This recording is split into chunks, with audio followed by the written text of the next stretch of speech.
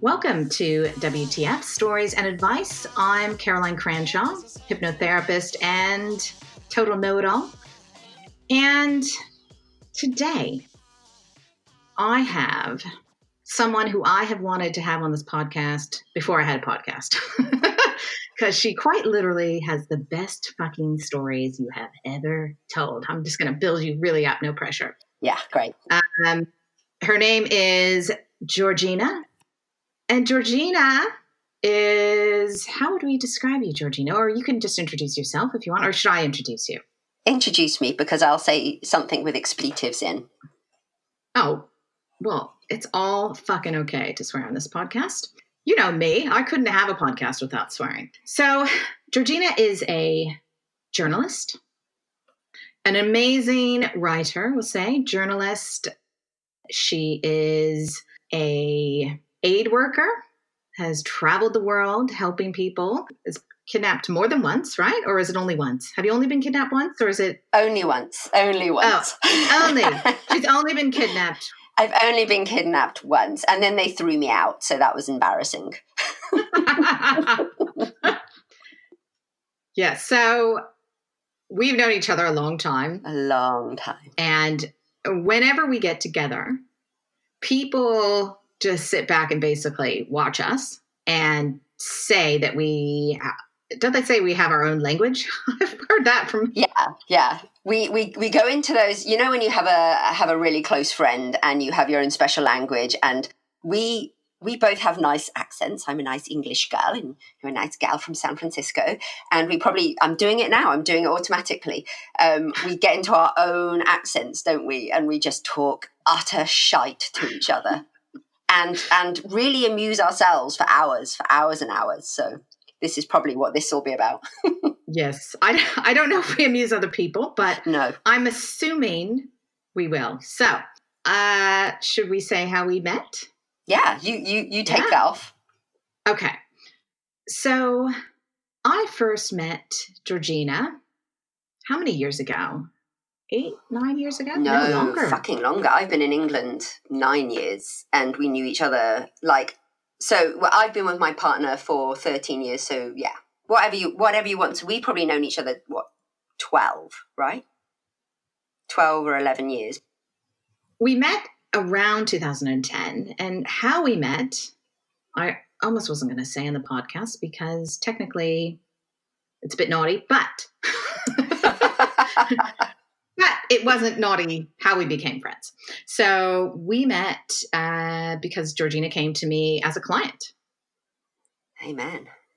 And we spent the whole time laughing hysterically. And I went, oh, crap, I really want to be friends with this woman. I don't want to be her therapist. God damn it. But being the good therapist I am, I did the good thing. I don't know how many sessions. The right thing. And I didn't put my own needs first. And I always put my own needs first. And I loved you from the first session. And I was like, I want her to be my friend.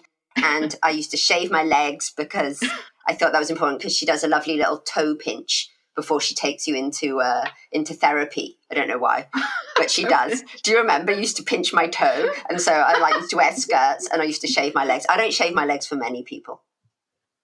Oh, helpful? Well, yes, that was helpful.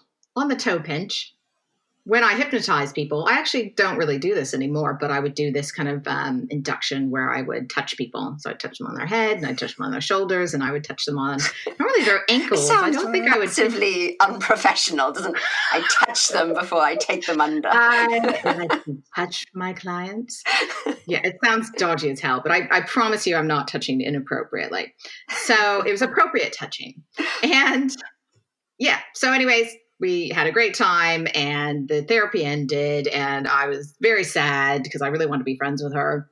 And a few years go by and I'm at this party and I hear this voice that I literally whipped around and I knew exactly who it was.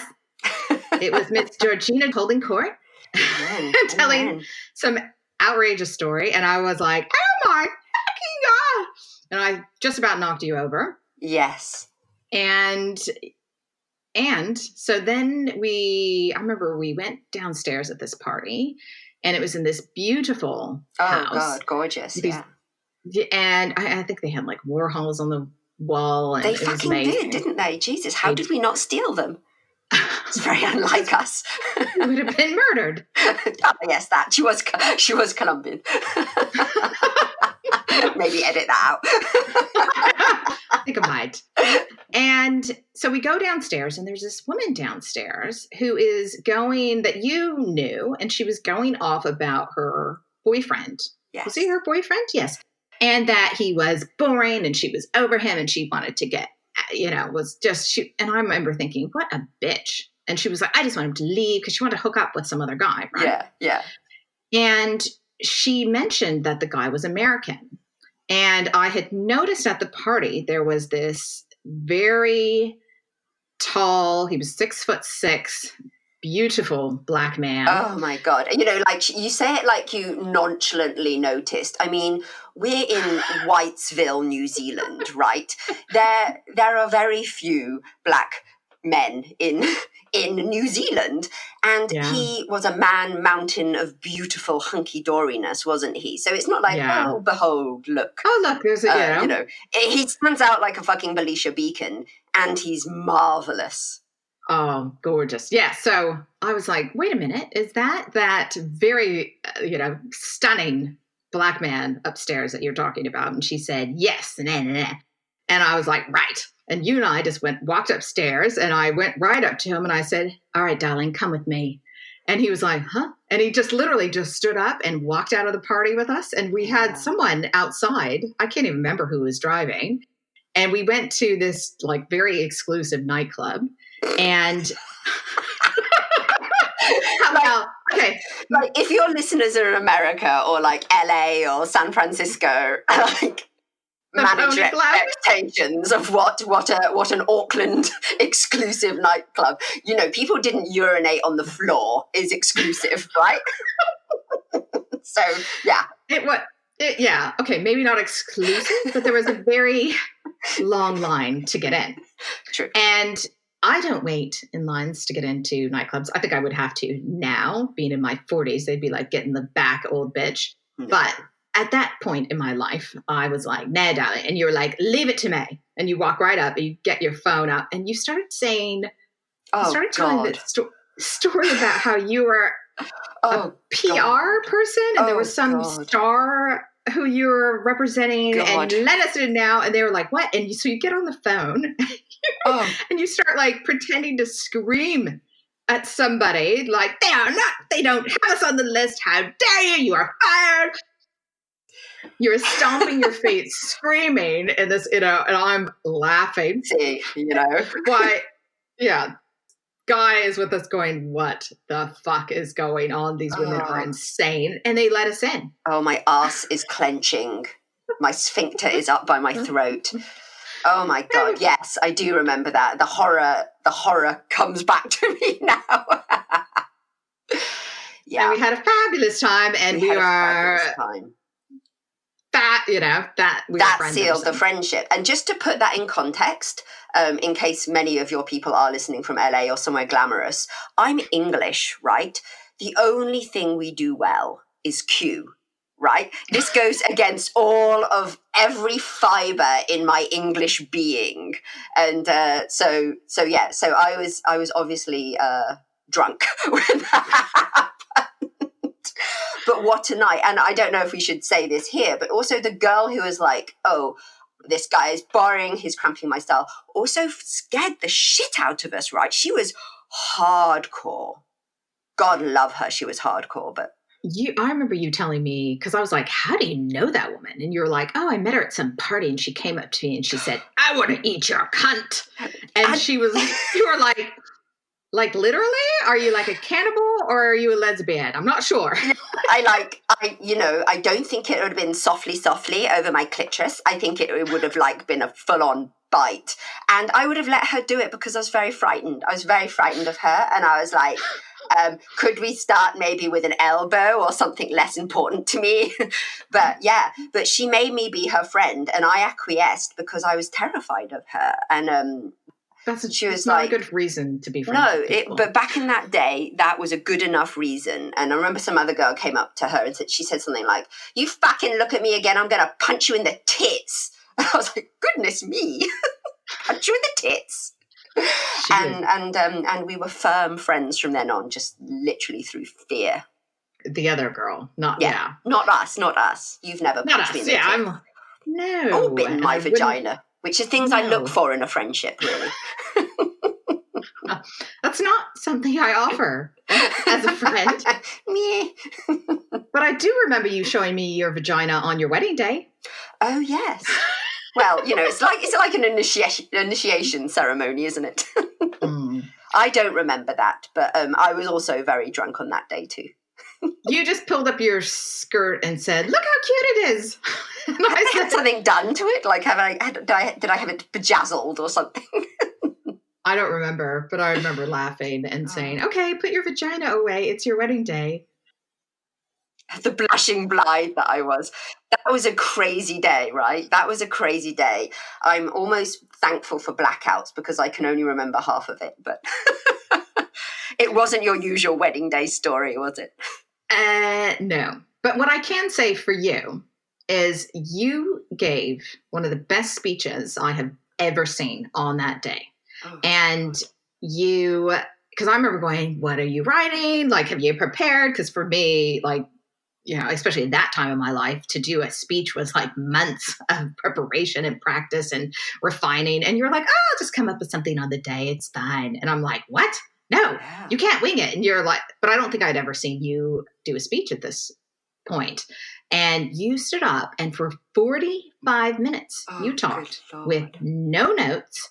And you talked about like every person that was there, even people you didn't know. Because remember, didn't I bring some random You bought a random date, an Israeli guy. You just went, "Do you mind if I bring this?" Like, I didn't even invite my family. And I'm like, "Yeah, sure." I think he was on the island. We were on an island, Waiheke, and he happened to be on it. But anyways, you talked to every single person and you told a story about how you knew these people, and it was unbelievable. Like the best unprepared speech the best speech I've ever seen. It was, I just will always remember that, how good it was. But to put it in context, I did call my beautiful husband a C word during that. Do you remember that bit? No. I don't. Well, it was about that he had left me once, and oh yes. But he was fine with that. He was married by that point, so what could he do? Mahaha. Exactly. Well, and if he has a problem with you, I mean, because it wasn't like you stood up and I don't even remember it, to be honest. Yeah, it was in jest. So it was in love. Yeah. What's a bit of calling someone a cunt among partners on your wedding day in your wedding speech? If you can't handle me, then, as Marilyn Monroe, I'm sure, said, maybe paraphrasing a bit. If you can't handle me at my best, or if you can't handle me at my worst, you don't deserve me at my best. I think that's what she said. Amen. So speaking of war zones, what's a story that you could tell us about one of those? Because some of the stories you told me with that is just like, holy fuck.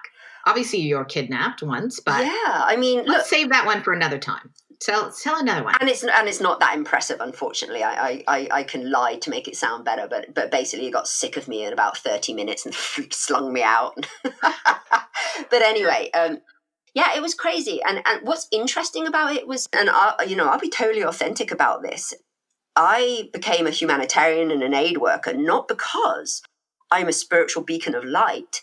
I walk around the planet thinking I'm an asshole, thinking I'm less than, that I'm no good. And so I'm like, oh, that's a great career because I can have that as my brand. Oh, when I'm introduced at parties, oh, hi. I sound cool, right? I sound cool and I can get off on that shit. You are cool. Well, maybe not. Or it was like a default. I don't have to be anything. I can hide behind that, and that's what I did. But also maybe I'm being a bit hard on myself, but it enabled me to do some very, very cool things. Been to well over 100 countries. I've seen some cool shit. I've been to Papua New Guinea, which was nuts. Spent a long time, Gaza Strip, a lot of very cool, very fun stuff. But also a lot of me as a person may or may not have picked this up with your intuitive skills, but I am not the sort of person who should be on the Gaza Strip. I should probably be in a padded cell, but at best, I should probably be, working in a shop. I am not the sort of chick you want to send out on your own to live next door to Yasser Arafat's compound during heavy bombing. I'm quite an anxious person, and also I'm a coward. So those things really should have been warning signs in an interview that I was not your gal to pack off to Gaza, or the first in the Hercules out when there was a tsunami. I was probably not your first pick, but I was, because my ego was like, I'll do it. Stand aside. Or Pakistan, where there was a bloody great earthquake. I was probably not the girl you should have taken, but I was. I kicked the door in and went, here I am. Let me fuck shit up. And you did it in a fabulous way. So what's something that was heartbreaking or something that has really stuck with you from those places? There's so much, and there's so much that kills me. I mean, there's loads of hilarious things that happened. I took out a celebrity to Papua New Guinea, and if anyone, a lot of your listeners are from America, but it's literally the Wild West. It's like literally the back and beyond. Do they still eat people? Yeah, it's hardcore. And women generally on the pecking order it goes men, pigs, insects, women in the back countries. Maybe Port Moresby is a bit different now, but women's status there is fucking shocking. A guy, I remember when I was there reading the paper, guys who had gang raped this woman and chopped her up, his punishment was to mow the civic lawns. You know what I mean? It was just, there's a lot of machete killing there. Pretty hardcore. You don't die pleasantly. And I remember flying into Port Moresby with this gorgeous, gorgeous woman, blonde woman, a photographer who was also blonde. And the guy who was our security detail just like literally put his head in his hands. You've got these three women. Luckily, I was brunette, so not as favoured as the blondes. Thankfully, even me, I'm so egocentric that I can still be upset that I'm not as favoured as much as the blondes. And like, well, what? Because you won't get chopped up and raped? Yes, I want to be chopped up and raped. I want to be the best. Only someone with a truly sick mind can get the hump about that. Most people would go like, thank fuck, where's the hair dye? Let me go blacker. But not me. Anyway, he's literally flown in from Kabul. He's like, this is the most dangerous place on earth. And it really is the most dangerous place on earth. He's like, what the fuck? Wow. So he calls up this group called Mad Dog Security. That's never good when your security detail's called Mad Dog. And this lunatic guy turns up with one spinning eyeball, and like a patch on the other. And I'm like, oh, we're going to die. We're going to die. We're going to die horribly, and we're going to die. So anyway, off we fly to this place called Mount Hagen.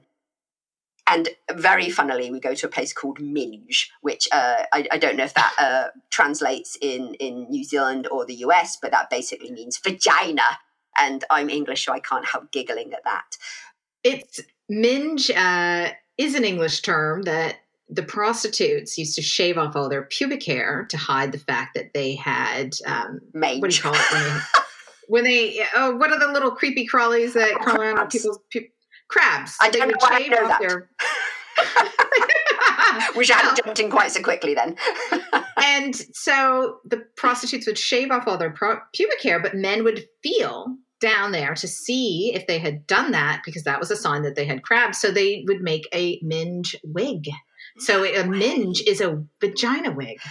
Yes. I was actually talking about this the other day, and I think that has moved on now to be called something else. It's called a Merkel. You can Google this now. Or is that something different? But it's like a beard like a rhododendron that you pin on downstairs, which incidentally I need to do now. Not that I had crabs, and I swear to God, I've clearly disclosed many terrible things. I actually have never had crabs. But when I was young and beautiful, the thing was to be completely shaved, or in my case, lasered, right? And so I lasered all that fucker off. So, but as I said earlier to you, I couldn't be bothered to do the whole 6 course, and it was horrendously painful. And also that sort of chit chat, with a therapist when they are lasering your labia is tricky. going anywhere nice on holiday, as they are lasering your clitoris. Zing! Yeah. And what was worse, like, I could handle that just because I'm really arrogant and egocentric, but then she turned me over, spread my butt cheeks, and she did my butt. Well, and there is no pain on earth greater than having your butthole lasered. Like, I screamed like a banshee, man. I screamed. Did it lighten your asshole at the No, same time? it wasn't a lightener. It wasn't a lightener. But honestly, again, maybe too much disclosure, but I've never felt my asshole particularly dark. It's always been a fairly pleasant, rosy tint. And so I've always been okay with that. I might not be blonde, but I have a pleasant asshole. I have never seen my asshole. Haven't you looked? I've seen my vagina, but I don't think I've ever really looked at my ass. Then that's something to look forward to. Have a look. I don't spend a lot of time looking, but she did show me her handiwork at the end, and I was like, oh, there we go. When you get waxed, they always say, would you like me to do the back? And yeah, originally I would go to this woman who would just, get you to very delicately lift one leg, and she would do it very nicely. Now they're like, turn on your stomach, hold your butt cheeks open, and you have, she's like, you just have a little tail back there. A tail. Could you imagine the horror? I mean, the shit we do, right? Like, this goes back to we're all in pain, right? We all have trauma, and that is trauma. Okay, so we digress. Oh, okay, so Minge, you could be right. It could be a Merkin. Because I thought it was a Merkel, which is the Prime Minister of Germany or President of Germany or something. No, Angela Merkel. I'm actually intelligent. I don't sound like I'm intelligent, but... You're incredibly intelligent. So, okay, so you're going to a place called Minge. Exactly, with these absolute goddesses of women. And, it was just insane.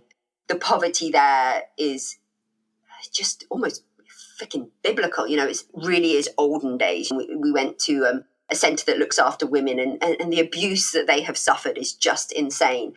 But I remember that night going and staying at this, a compound, I guess. And I was like, how come we're staying at a compound? And they're like, in case the next village along have heard of this, they'll come with machetes in the night. And I was like, oh, well, that's relaxing. And anyway, so in we go to bed, and mad dog security wait outside our rooms to be security, right? And so we all go to bed, and they get drunk as hell on moonshine in the night. Like, they are off their tits, right? There's 20 built like brick shithouse guys, and they have machine guns.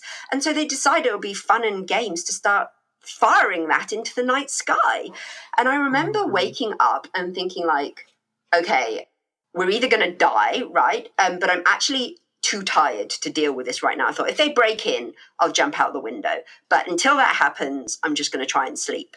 But you know what? Looking back, that wasn't a position a 20-something-year-old woman should be put in. But those are the positions I allowed myself to be put into. Didn't once go like, I don't think this is a good idea. I kept doing this stuff because in my brain, these mad dog security are shooting into the stars. I'm thinking this is going to be a fabulous story over cocktails. I'm not thinking like, fuck, I'm going to get killed here. And I put good people in harm's way as well. It wasn't just me. But I guess, you know what? Some of the things that happened were not funny or not salacious. They were just sad. And that's the thing about poverty. It's just sad. I remember a little girl really, really clearly. And I think, we've all got tired. Oh, poor us. We've got compassion fatigue. Oh, bless us. Remember the war in Syria. It's still going on. So these people flee Syria, and they're living on the outskirts, the fringes on refugee camps in Lebanon. And, I think what was hardest, I've been to countries like, Papua New Guinea, where it is time stood still. But you go to countries, it's almost sadder, where this girl, her dad had been a doctor. They lived in beautiful houses like us. They were very, very similar. They had the internet. They were well educated. They were exactly the same as you and I, had the same standard of living. And then war rolled in to town, and their lives were turned upside down. And, I remember this girl, she must have been about 8 or 9, just telling me she had so much dignity and poise about how her father, my beautiful father, I loved him so much. He was such a gentleman. He loved me so much. He was a doctor. He helped people, and they shot him then they ran him over, then they set him on fire. And then she corrected herself. And then she was like, no, in front of me, they ran him over, shot him, then set him on fire in front of me. And the poise and the dignity she had when she was telling this story of her beloved father. And she has a watch that she gave to him that she keeps in this she is in a shithole refugee camp that floods with mud and excrement and not enough to eat. And she keeps it in this pristine box that she won't even wear this watch in case someone steals it or takes it from her. And she's telling me, she says, the horror that came to my town. You know, they'd pull fingernails out. They would be brought out of their house and stood in front while they took the village men out and hacked their heads off. And this is an 8-year-old girl telling me this, who is not used to this, who has not been brought up in this, who has been brought up in a middle-class, well-educated environment. And she's telling me how the head doesn't come off straight away and it's not clean. Oh. And you think this precious, beautiful girl, all of you can think of your daughters or your nieces or just precious girls. Her life is fucked. Her life is so fucked because you cannot get through that unscathed. And she had everything in front of her. She was beautiful and educated and kind to her core. And she watched her father have that happen to her. And, you know, and that to me breaks my soul. You know, that brings me back to, I'm sad that I have compassion and fatigue. I'm sad that I roll my eyes at, oh my God, they're asking me for money again. Oh my God, I already do this. I already give 20 quid 5 years ago. Fucking poor me, right? But for the grace of God, where you or I were born, right? For no reason. And this is what I get so angry about in England. Brexit, you know, all of this bullshit. For the grace of God, I was born in a country where the colour of my skin is advantageous for me. The fact that I was born to crazy but middle-class people, the fact that I had an education, all of these things I did not earn. It was just the luck of the draw, man. And, you know, we talk about all this sort of stuff where I can't think of the fucking word, privilege. I am saturated with privilege. And it's down to me to get off my arse and do shit about this. It's not down to me to go, it's not my problem, it's not my issue, I don't identify. And I think those are some of the things that break me. But these things have an effect, right?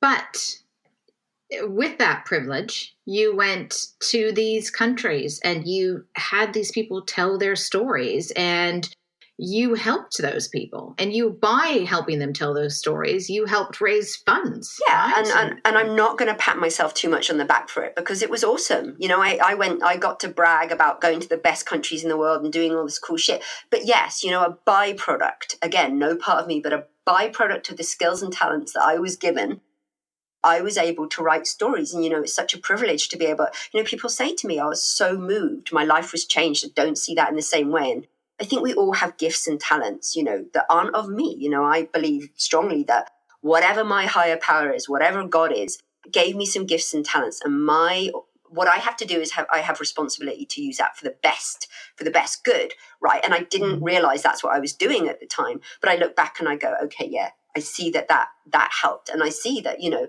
what my role was to go into countries really early and start that fundraising machine, you know, so like in the tsunami or Haiti or whatever it was, you know, my job was to get in there, to get stories, to take journalists, to get celebrities in there. And, you know, at the time, and probably it does feel quite vacuous and not quite the same as bringing water and emergency survival kits, but what it did was raise millions, right?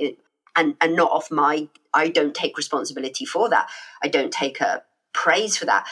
I was a conduit between what was happening and people's conscience and giving something. And what I've learned is that it's so beautiful to give. When I'm withholding, when I'm not doing that, I feel like shit. I'm like a judgy cow. But when I'm trying to be of service, when I'm trying to be helpful, that's when I feel good. And so ultimately, it's actually quite selfish. I'm like, I feel lovely. Fucking Mother Teresa.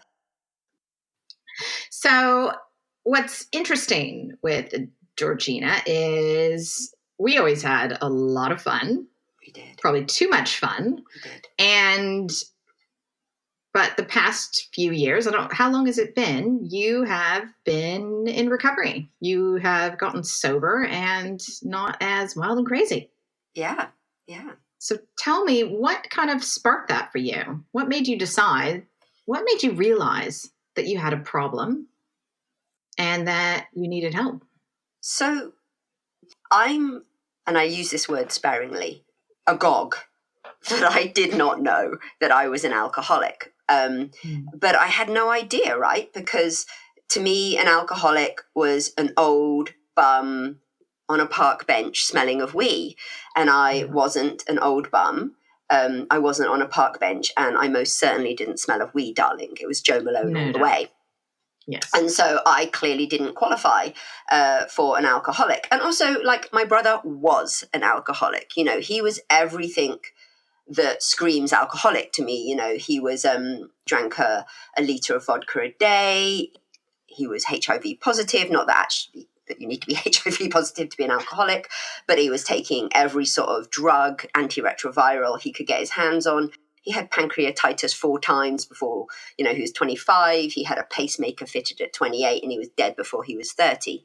So to me, God rest his soul, you know, to me, that was an alcoholic, a woman who had a quasi-aspirational job, who, you know, looked good on the outside. That wasn't an alcoholic, right? Yeah. So, but the annoying thing was, whenever I put drink or drugs in my body, all bets were off. All bets were fucking off.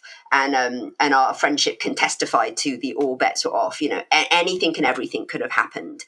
Yeah. And did oftentimes, right? And what later someone told me, which was really helpful, was what an alcoholic really is someone who, when they start drinking, they can't stop. All I ever wanted to do was have a couple of glasses of wine, a couple of glasses of champagne, and have a great time, you know, have that ease and comfort that you felt with that couple of glasses of wine.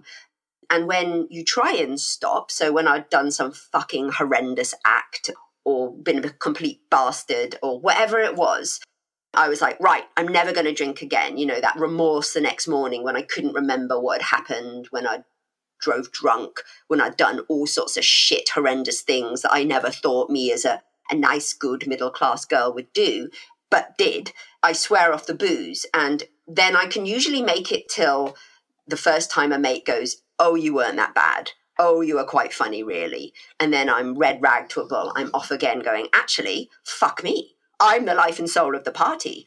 I must drink. You know, I turn into that girl again. And when I stop for a week, rarely a week, a month, whatever that is, I can't stay stopped. You know, sooner or later, that obsession to drink hits me again and I'm off and running, you know. So just my whole time living in New Zealand was carnage.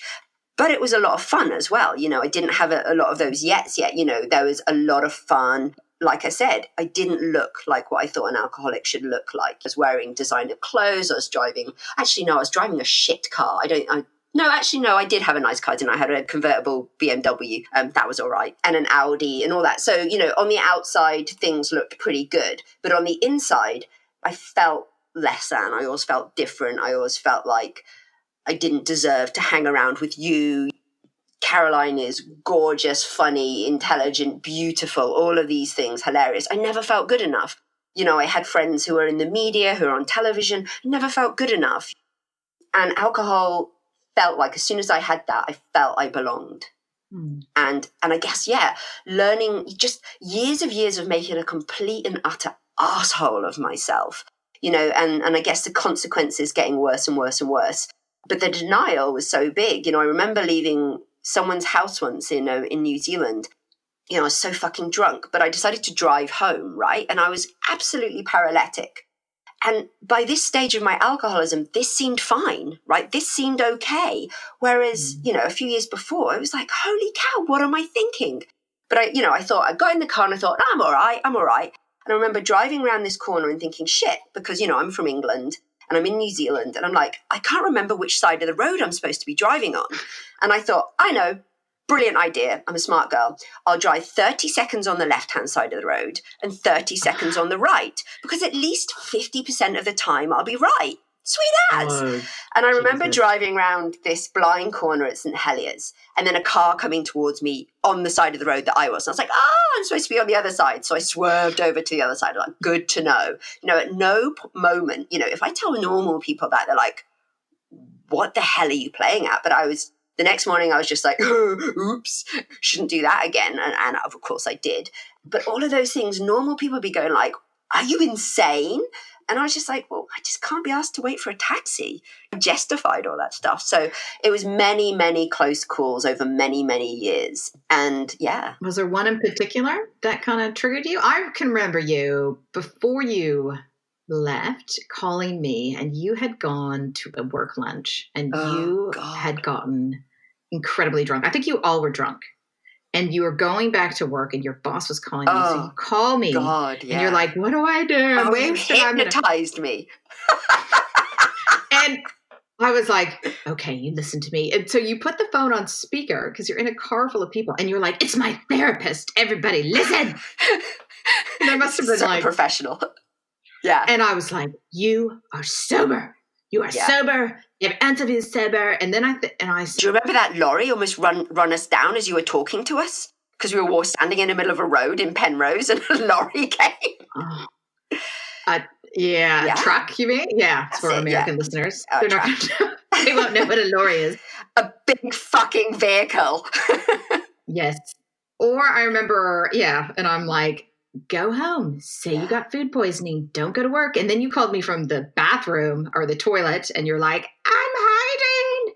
No. I'm like, "Georgina, you need to get out of there quickly." And then another time, I remember you calling. Yeah, I mean, I think the thing you need to remember about that was a professional job. I wasn't, no disrespect, but I wasn't a barmaid or something where you could probably get away with this. I was a senior professional in a very conservative organization, right? And that's the thing, all good judgment. So we went out to Wagamama's, this noodle bar for lunch. And, it's the same story. Should we get a glass of wine? Yeah. And then I'm like, well, fuck it. Why would you get a glass of wine? Let's get a bottle, because makes no sense getting a glass, right? And then when you have a bottle, you're like, well, we should have two because, well, who doesn't? And then we should have three. Yeah, like I said, I'm walking back to work and I'm absolutely shit-faced, staggering around. And I go back to my desk, and this was offered. And my idea, my smart thinking was, I'll drink 500 coffees and chew gum. No one will notice. But I'm sitting at my desk with Adele. It was when Adele was really popular, earphones on, like crooning and dabbing my wet eyes because I'm missing my boyfriend, sitting at my desk, stinking of alcohol. And that was another thing that no one tells you. Booze stinks. And it's a bit like, I guess, if you've ever smoked and you stop smoking. When you're smoking, you think, oh, I'll just chew some gum. No. Fuck me. You can smell that shit a mile off. And it's the same with booze. You can smell booze a country mile away. And so I'm there reeking of alcohol, drinking 500 coffees, singing softly to myself to Adele at my desk, thinking, this is normal. This is fine. No one suspects. I'm so smart. How did I not get sacked? You got away with it. I remember another time you calling me, and I think you had been somewhere, you got very, very drunk. And it's a hallmark of any story, isn't it? And so you called me, and I'm like, where are you? Because you're not making a lot of sense. And you're like, I'm outside the Bug, which was like this Irish pub. Oh, God. And I'm lying on a chair upside down. So like your head was... like, you were somehow upside, maybe it was like a lounge chair or something. Don't look for me for clarification. I can't remember. You were upside down and you're like, I'm going to find a man. Oh. And I was like, no, go home, get in a cab, go home. And you were like, no. And then you call me. Oh, God. In the middle of the night? God, yes. And you were like, oh my God, I just woke up and this man was in my apartment. Yeah. And I'm like, and I kicked him out. I'm sure he was, he must have broken in. And I'm like, do you remember talking to me earlier? And you're like, no. I do remember this. And because I think you're like, here's one now. When I was on the phone with you before, you're like, here's one now. I gotta go, click. And I'm like, no. So this story gets far worse. Yeah. So then obviously you must have brought this man home and then woke up not knowing who he was or how he had got there. And you thought he was an intruder. Yeah. And I think you kicked him out without his clothes or something. So it was also like raining. And when I say raining, I don't mean like gentle Irish rain. I mean, it was like monsoon tropical raining. And I think on your advice, you said kick him out. And you said, give him some money so he can get a cab or something and kick him the fuck out. And I was like, will do. And I did. And you know what? He went.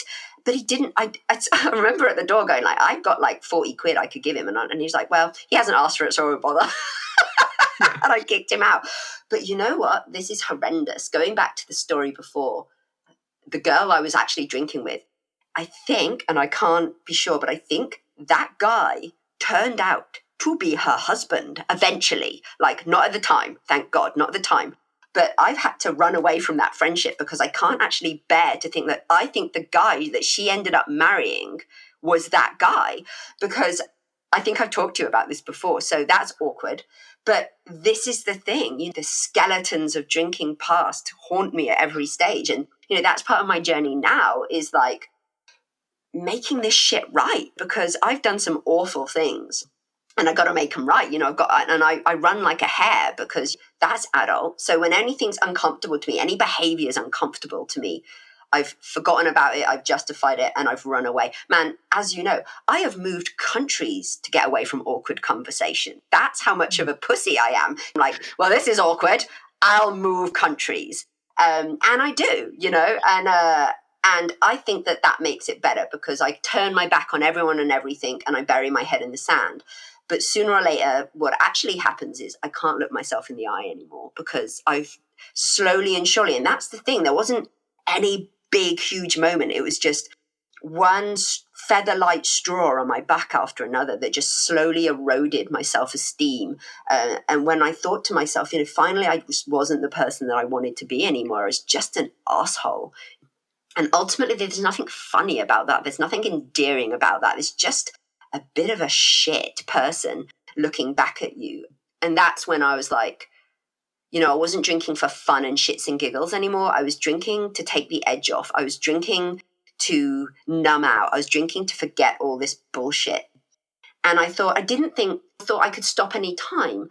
But it was funny, like all through the day, I'm not going to drink, I'm not going to drink, I'm not going to drink. And then it got to the evening and then I was like, fuck it, just one. Fuck it, just one. And my problem as a raging alcoholic is once I've had that one, like I said, all bets are off. And then somehow I wake up in the next morning and I do this horrific triage, which is, where am I, first off?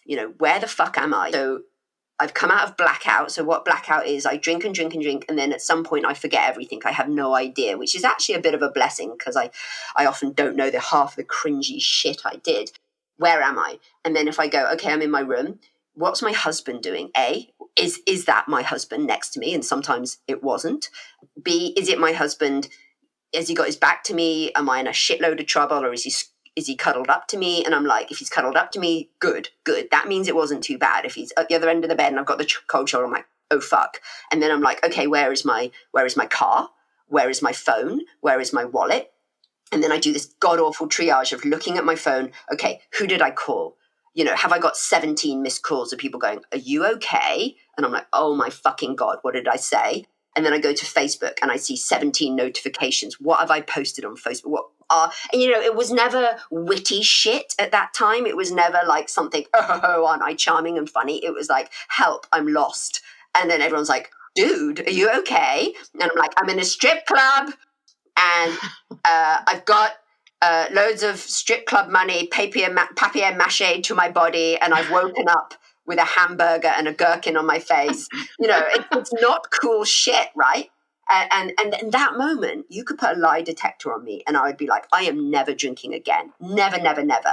And then if my partner is cool with me, and then if people are like, oh, actually, you were quite funny, then I'm like, oh, maybe I can. Oh, I should drink. This is my brand, so it's my duty to entertain. Yeah. Because I think you had that kind of thing going on as well, as like you would entertain and you would hold court and you would tell stories and you would do these crazy things. What a twat, yeah. Oh, I thought it was hilarious, but I was not very good with my drinking either that time in my life. Like attracts like, my darling. I was quite out of control myself. And for me, I remember waking up on, I think it must have been my birthday. And I woke up and I think I can't remember if I had been with you or not, but we had been on some big bender. and I'm still in my clothes, and I get up. Always, right? And I get up and I look in the mirror and I get a bloody nose Oh coming down my face. And I was like, you need to get your shit together. And I'd like saying that to myself in the mirror and going, right. And probably took me another few years to do it. But yeah, I mean, for me, I didn't do recovery. Like I went to an AA meeting myself, and I remember thinking, for me, I was like, this is fucking depressing. Everyone's talking about how they're alcoholics, and I'm not an alcoholic. How could, even though I come from a family of alcoholics, and everyone in my family is an alcoholic or a drug addict. So I decided that I was going to hang out with people or talk to people who don't have issues with drugs and alcohol and try to kind of blueprint that. And that didn't work that well either. Because I was just bored. But for me, what I kind of figured out was I had a kind of chemical imbalance going on, and I was low in GABA. Yeah. And I mean, do you know much about GABA and that connection with addiction? I've heard of it for sure. Yeah.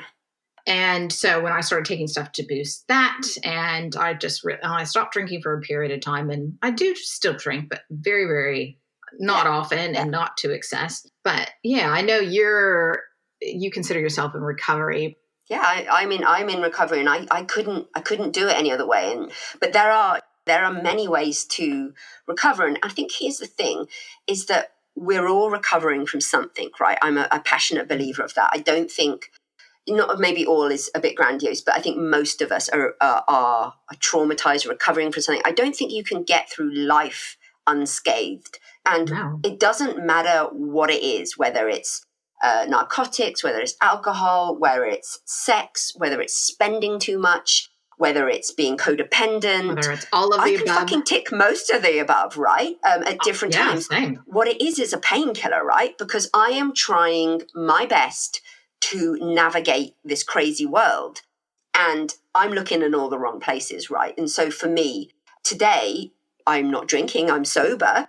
I work a 12-step program to keep me that way. But I can be way off beam, like good little red flags for me are if I suddenly come downstairs, I've got 900 unopened Amazon Prime boxes at my door because, I'm sitting there bored and lonely and feeling less than. And I'm like, I know it'll sort me out.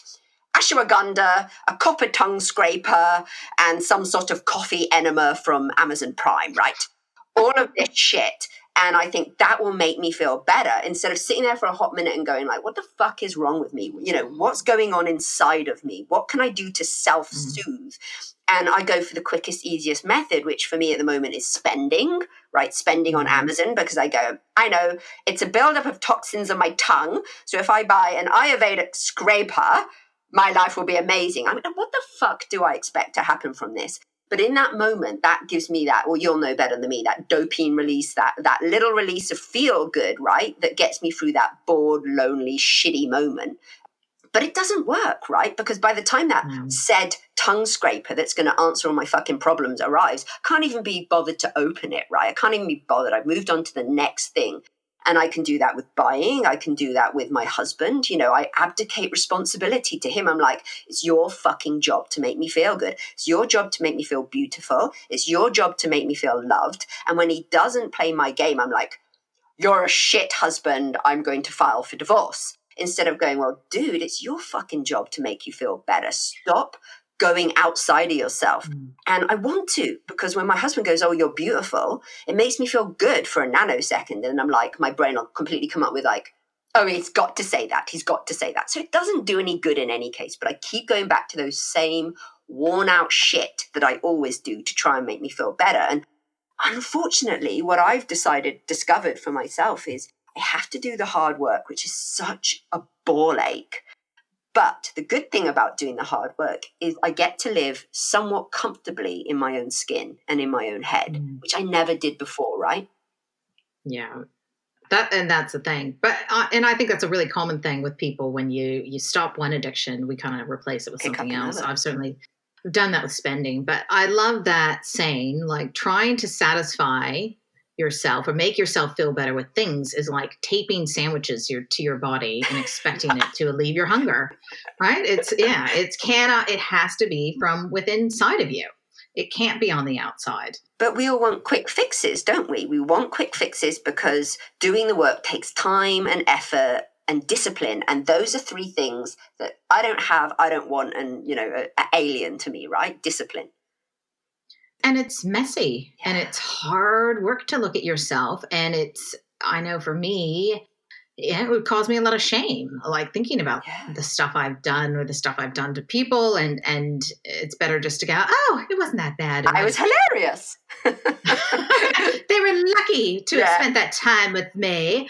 I totally had a poo on the floor and it was hilarious. What are you talking about? Do you remember pulling your pants down and having a poo? Yes, I meant to do that. What? Now, I know for a fact you have not done that. I haven't done that. Someone else did that. And I used that as justification. I was like, well, I haven't pulled my pants down and had a poo. I must be fine.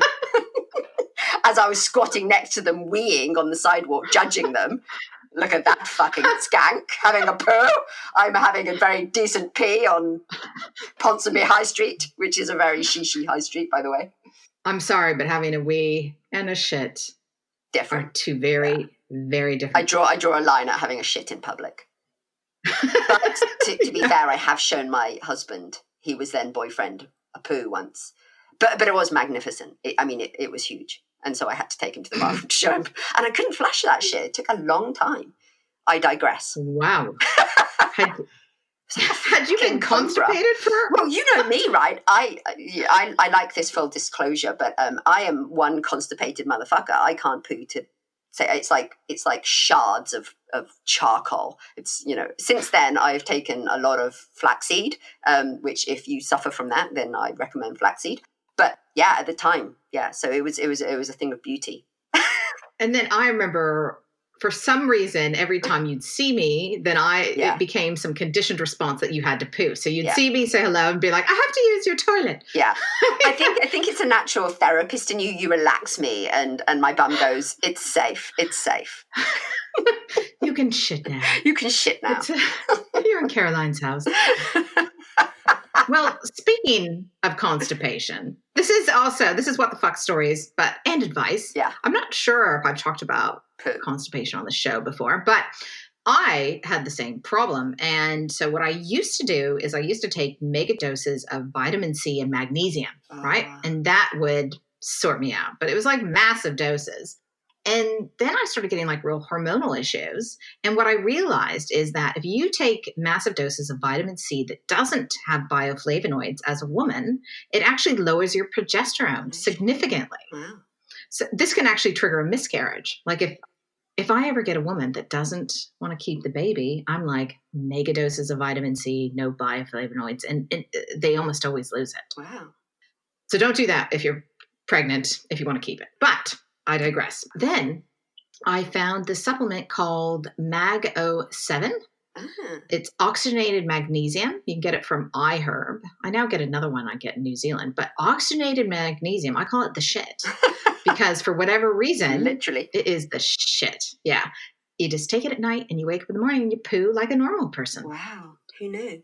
So anyways. Who knew you could poo? Constipation, I think, is a really common issue with women. Yeah. The interesting thing is I recently had a DNA test done where they go through and they tell you like what you're at risk for and what genes you have. And one of the ones that came up for me was I have some gene that makes me supposedly more susceptible to bowel cancer. Yeah, for sure. Also, and I thought, well, you know why I think that is? I don't think it's just that it's in me. And I mean, obviously I'll get colonoscopies when I need to and all of that. But I think it's the fact that I have like some genetic disposition. I think you have this as well to constipation. Mm. And I think if you have that and you're constipated all the time, I think you're much more likely to have bowel cancer. Yeah. So, and also, I think emotionally and energetically as well, if, as I did, I walked around my life fucking clenched. I started yoga a few years ago and she kept saying to me, unclench your jaw. And what the fuck are you talking about? I've got this little asshole mouth going, what do you mean? And like she went, open your mouth really wide. And I was like, I can't. And I'm so, yeah, exactly right. I'm so clenched. And, I walk around the world, like it's an unsafe place. And I That's how I deal with life. And I suppose that could be the fact that I spent a lot of time in war zones. Who knows? But it's purpose and meaning, isn't it? Yeah. And I think that's why we're all here. And without purpose and meaning, we numb ourselves with drugs and alcohol and sex and things that we can buy. But I think you do need to give yourself some credit with that. And I was just astounded when you said to me that you didn't feel good enough and that you weren't worthy to hang out with the group of women that we did. And I was just like, because I always thought you were amazing and that I wasn't interesting enough. Oh, shut up. But that's the fucking irony of it all, isn't it? I think we all, and I can't speak for anyone but myself, but I suspect we all walk around feeling like assholes, feeling not good enough, not tall enough, not thin enough. And that's been my journey, my journey of sticking Botox and filler and getting my tits done and whatever the fuck else. I'm desperately trying to feel good enough. And I think Brené Brown talks about it quite a lot. It's actually when we bring our real selves, when we go like, fuck me, most of the time I feel like shit. Most of the time I feel really ugly looking and this isn't good enough and that isn't good enough. It allows people permission to go like, yeah, me too. It allows us not to meet ego to ego. It allows us to meet, oh God, I'm going to vomit on this, but soul to soul a little bit. Yeah, no, I vomited a little bit in the back of my throat. But you know what I mean, right? When you can be vulnerable, that's the fucking word, right?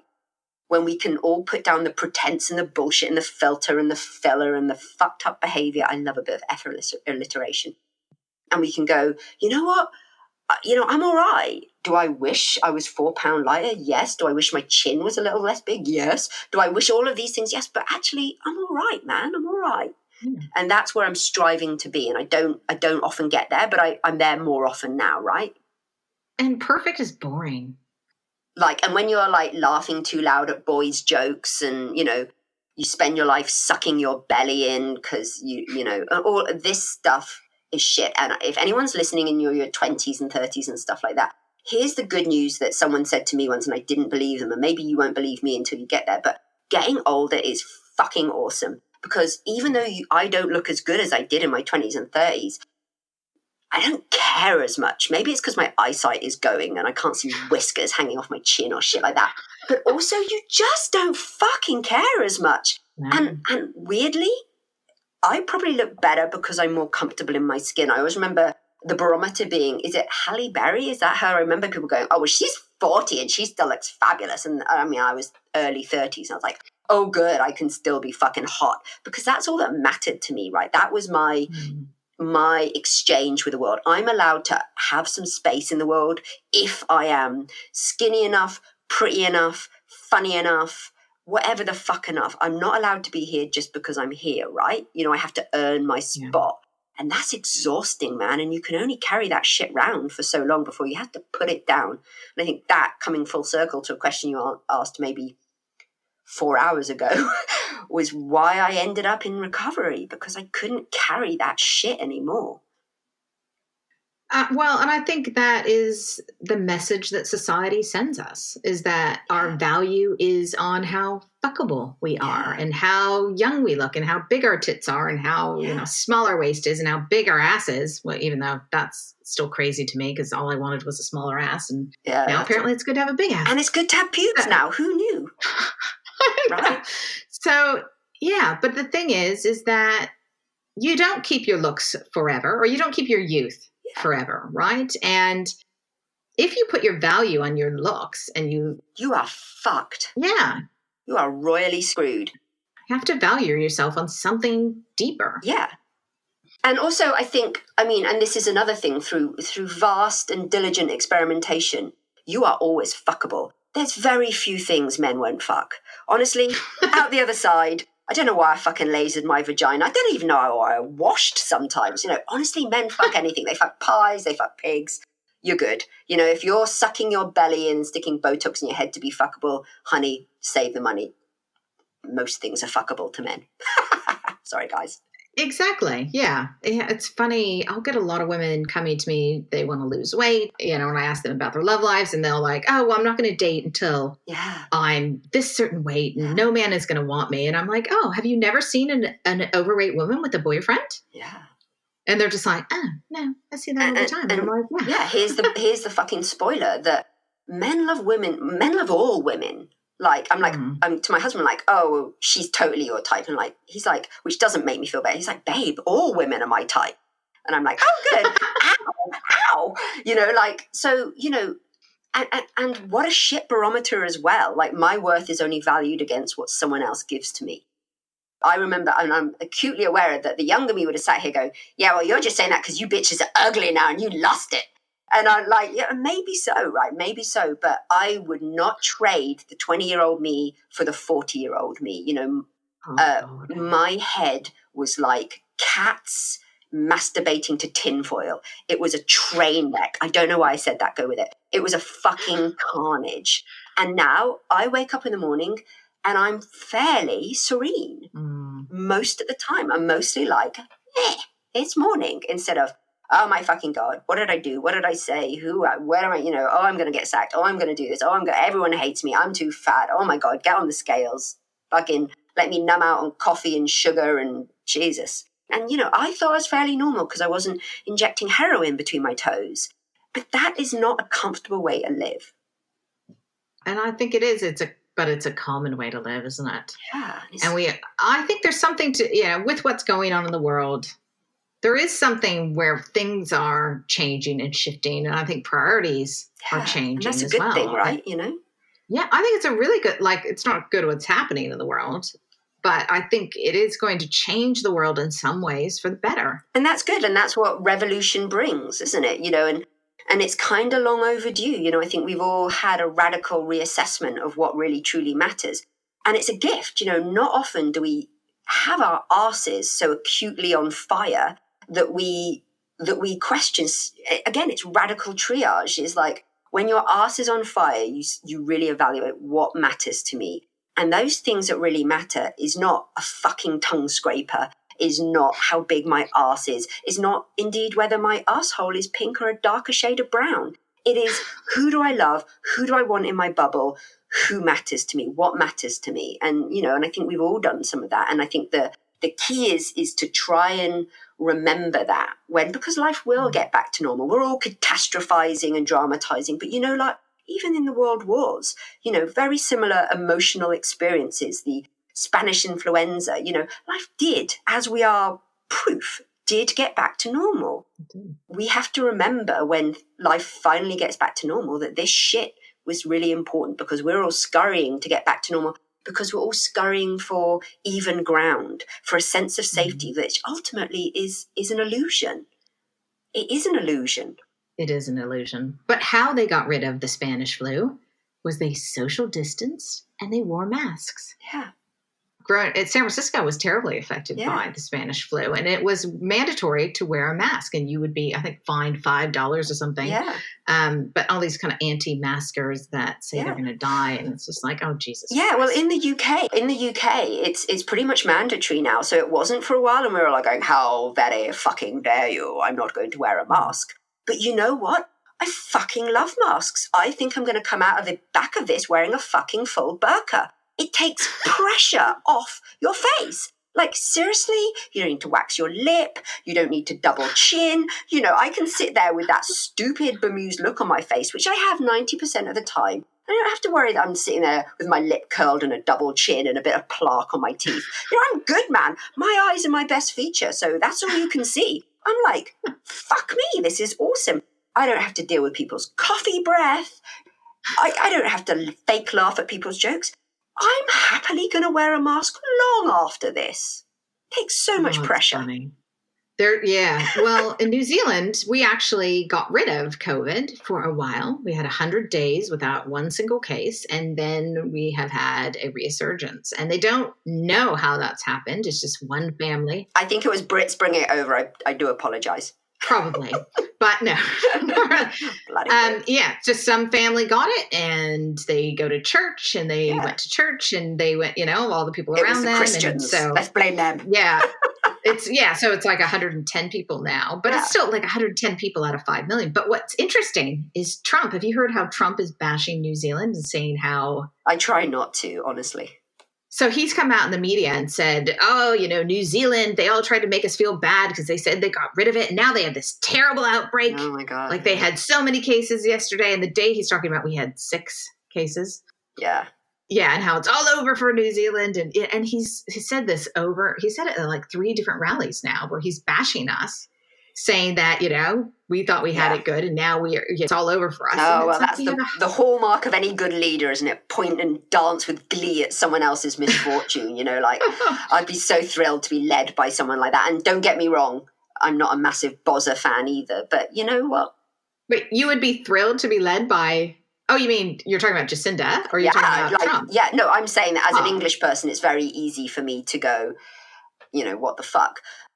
England hasn't got it right either. Jacinda has done an outstanding job, an absolutely outstanding job, and is a beacon of hope for the world, as not only in COVID, but of authentic leadership, and what that looks like, with a little bit of dignity.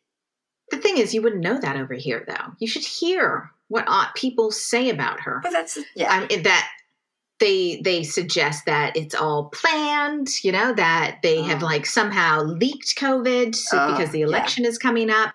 They, the other party threw a huge tantrum that they have to delay the election. So she did. She's like, right, we'll delay, isn't it? Yeah. Yeah. Which, she's just doing whatever they ask. But yeah, it's like, you know what? I think she's done amazing. And she's absolutely stellar. And and I think some really good advice from a journalist is that don't fucking spend a lot of time on the news, man. Mm. As a journalist, I should be reporting the bare facts of the story. There are not many journalists now that report the bare facts of the story. No. They are giving, when I try to find an example, I'm not trying to find the average. I am trying to find the extreme example to go, because that's more interesting. There's a term, if it bleeds, it leads. So, you will not get comfort in the media. Their whole raison d'etre, the whole purpose for being is to sell advertising space, to sell papers. They are not going to sell a paper going, everything's all right today. Cat stuck up tree. They're going to go, oh my God, we're all going to shit. We're all going to die. And that spikes our fear, and we buy it and we read it and we consume it, and then we catastrophize. And then at the end of the day, we are in fetal position, shaking and fearing for our lives. And you know what? Yeah. Don't fucking let that shit in to be informed, but don't spend too much time in it. What I have done recently that has been humongously helpful is I deleted Facebook off my phone. For sure. Yeah, and it was because I was spending half my time scrolling through, commenting on the posts that I didn't agree with, reporting posts that were fake news, and then getting into these arguments with people on the internet who I am never going to agree with. Or change their minds, right? That they're not going to go, you know what, Caroline, you're absolutely right. Thank you so much for that wonder. I changed my mind. What a fucking waste of time and drama, right? Do you know who David Farrier is? Have you heard of him? That rings a bell, but yeah. He's a great journalist in New Zealand, and he did the movie Tickled. No. And he also did another show called Dark Tourists. Uh-huh. Oh, you should watch both of them. Dark Tourists is on Netflix. Tickled is about competitive tickling in the States. What? And it is a wormhole you go down. It is insane. Anyone tickles me and they get an accidental punch in the nose. It was made, yeah. But he's got an email thing he sends out, and so I read it. And he was saying how, basically the solution to all this shit on Facebook and all this fake news is to delete it. Yeah. And I was like, you know what? I'm going to do that. And it's amazing. Yeah. Highly recommend it. So I still have it on my computer, but I don't, I haven't even checked it. Yeah. And I think to me, my barometer is, how does it make me feel? If I feel tight, if I feel my jaw clenching, why am I doing this? Why do I have to be right? And, part of me is like, well, it's my civic responsibility. No, it fucking isn't. It's like someone tells me, I need to live my life like I've got a hula hoop around me. That's my fucking business inside that. Stuff outside, I can't, that's drama I can't get involved with.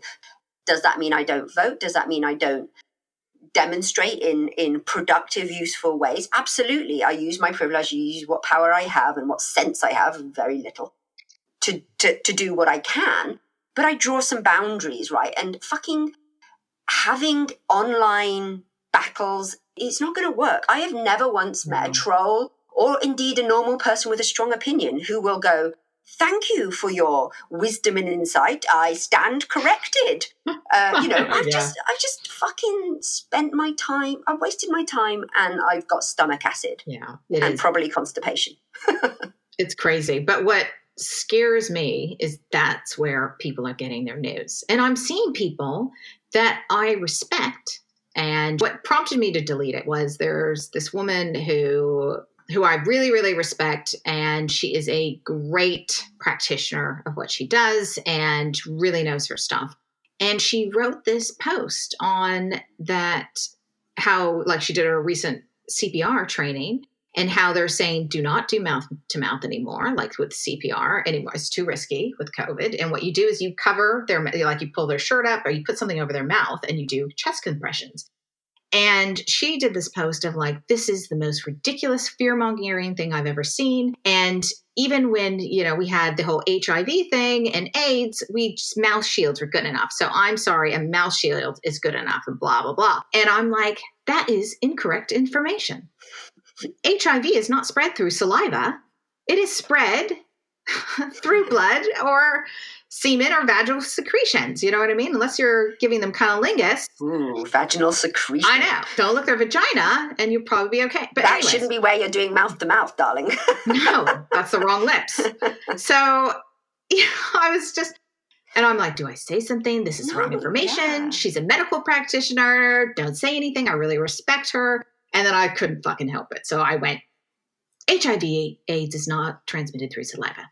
Done. And then I was like, what the fuck am I doing? And but yeah, did it fuck with your head? And that's the barometer. Did you then replay that over and over and project on what she would say? And I would say, you see, that stuff to me makes me want to drink, right? Because I can't live in a head where I've done something, whether I think I'm right or wrong. I can't live in a head where I'm going, oh shit, now she's going to say something back and now there'll be a feud and, I'll see her in Tesco and she'll drag me outside by my pubic hair and we'll fight. I can't be doing that drama anymore, Well, not by your pubic hair. No, it's my labia. Apparently. So I did look up minge, and minge means pubic hair. There we go. So, yeah. So I think you're right. I'm pretty sure it's a merkin. This is so informative, right? Very important. If anyone's still with us at this stage, you learn a lot. Poor you. And yeah, I'm sorry. So is there anything else any other closing words or advice you want to give people? These are strange times, and that's become along with you're on mute, has become the word of COVID, hasn't it? These are strange times. And I think we have to give ourselves a bit of a break. And I think there's some real super practical things we can do, whether in recovery or whether you're just a normal fucking human being dealing with the fact that what you thought was solid ground is no longer solid ground. And I think, if you can stay off social media, you don't have to accept every invitation to every argument online. For me, whatever country you're in, but for the BBC is always a fairly trusted place for news. So I will go and look at the news once a day on the BBC, and they tend to tread a fairly straight line with things. I'll be informed, I'll be aware, but I'll also get on and live my fucking life. And I think there's a bit of right sizing that needs to be done. And with every individual case of COVID, it is individually tragic and difficult, absolutely. But you're talking to an aid worker, the amount of people who die daily from malaria, the people, I was in Sierra Leone during Ebola. You bleed out and die through your eyeballs with Ebola. That's scary shit, man. This, even though people who have died, it is indeed individually tragic and terrible. This needs to be right-sized a bit. We must do our best. We must stop the spread. We must do sensible precautions. We must wear masks. We must socially distance. We must do all of this. But we also need to stop catastrophizing as well and making this so big, because I think it screws with our mental health ultimately. Let's use this for good. Let's use this to reevaluate our lives. Let's use it to go like, what am I really being called to do? And if I fucking hate my job, maybe this is the time not to be doing it. And if I'm a bit of an asshole, or indeed I have a problem with drink, maybe that's a time for you to look into that and go, could there be a better way? For me, I couldn't manage a day without drink in the end. But I had to do that not because I liked the flavor of Drambuie. I did it because I couldn't deal with life on life's terms. I needed to numb out. I had to take the edges off. And so as a lunatic, like I am, trying to live happily and sensibly when the world has gone a bit weird, I have to do these things on a daily basis. I have to chill out. I have to meditate. I have to be a good person and not just think about myself, not get overly involved in politics, not get overly involved with every fight. And that's my nature. My absolute nature is a drama queen, is a nutcase. But I can't live like that. I can't live comfortably like that. It's hard. Life is hard, but it's also beautiful. Yeah. And we can enjoy both. We can hold both of those things in tension. Yeah, and I think we just need to be more respectful of people, because I think suddenly it's like if someone doesn't have the same opinion of you as you have to hate them and you can't be friends, which is... We don't have to be polarized. No, this is a relatively new thing. Yeah. Like we could have differing opinions before, but now it seems like it's like you're either with us or against us, and it's just crazy. Yeah, and exactly. And what I don't have to jump in with no, you're wrong. I can jump in with and.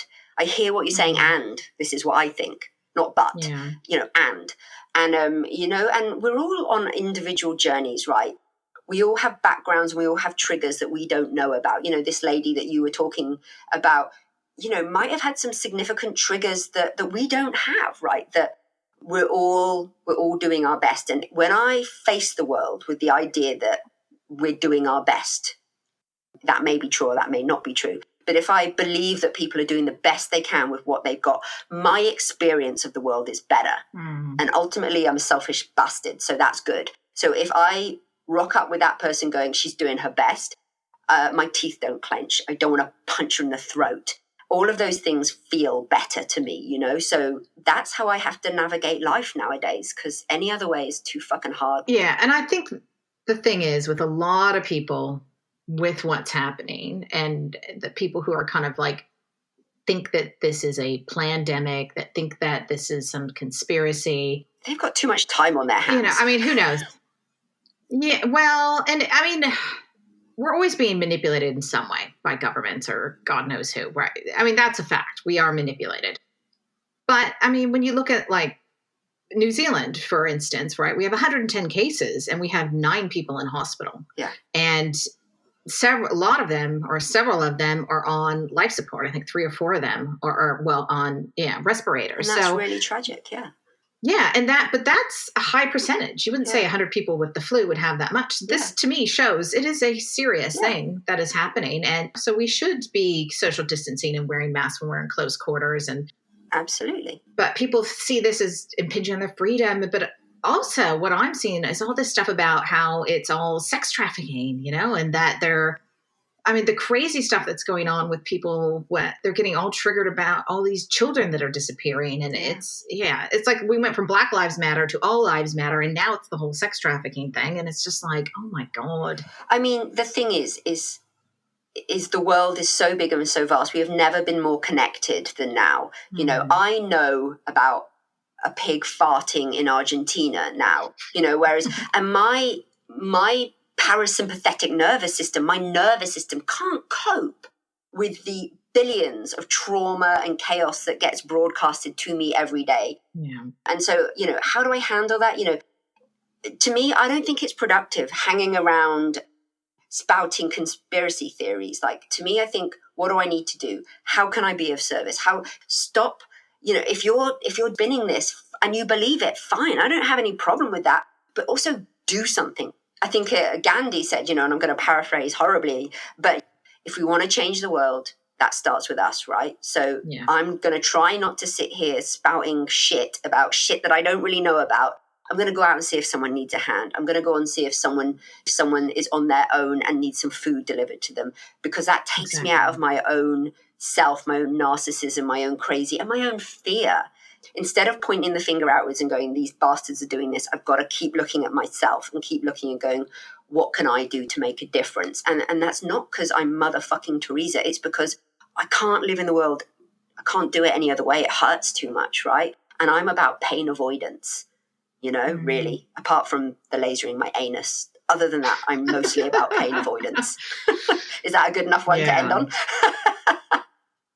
Well, it's an interesting one to end on. Yeah. And I think, like, I'm not trying to discount that child abuse, trafficking isn't happening, but get the hell off Facebook talking about it and go do something.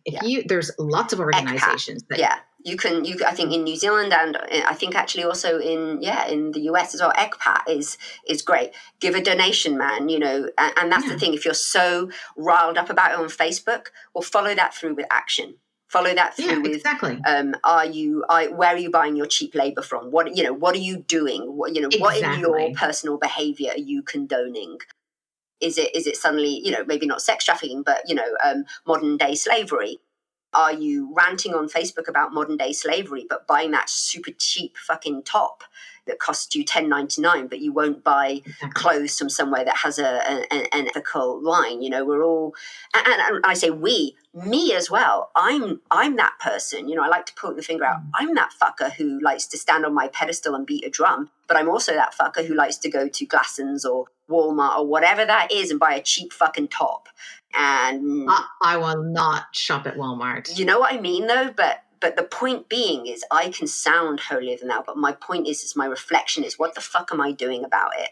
And I can't, and I also get overwhelmed. I can't care about everything.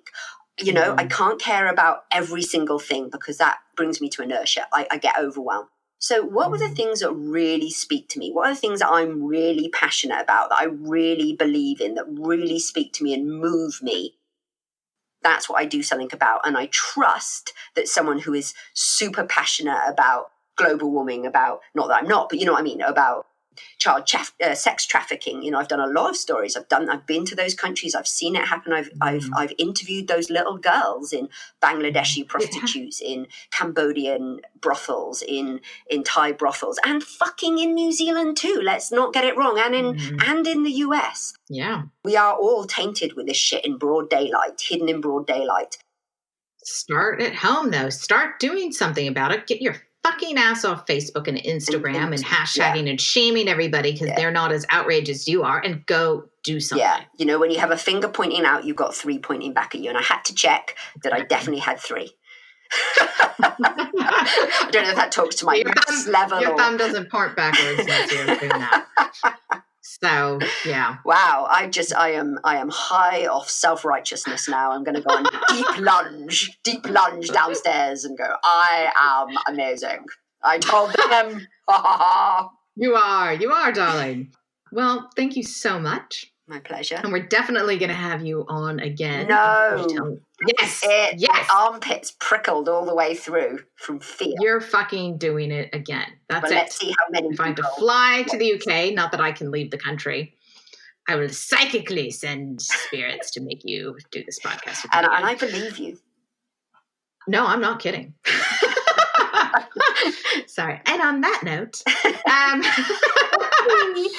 you for listening. Send help. Actually, Georgina lives in my basement. We're saying she's in the UK, but she's mine. So you'll get your snack later. Yeah, that's us for today. If you have any questions for us, you can write to us. If you have a story to tell us, or if you have a question and you need advice, you can write to us at WTF Stories and Advice. If you like this podcast, give us a review or share it with your friends, because that helps other people find it. And yeah, I got a huge ego, please.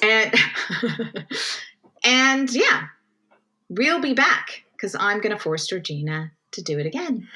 So yeah. Thank you so much. It has been an honor and a pleasure. A pleasure.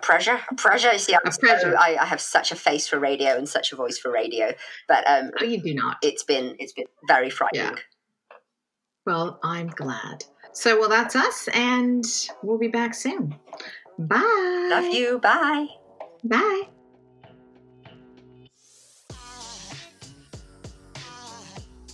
Cause right from my soul.